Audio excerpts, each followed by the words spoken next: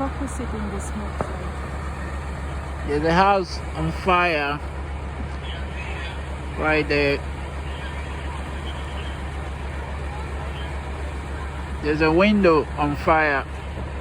There's smoke coming out of the house. Can't get any closer than this.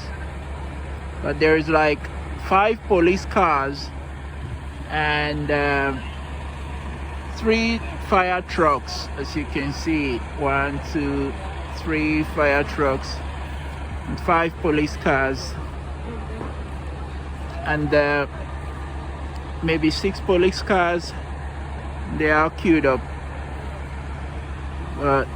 It's not a really big fire, but it's not taking down the whole building, just a few places. But I think they've got it under control. And I think there's more police cars coming around as well.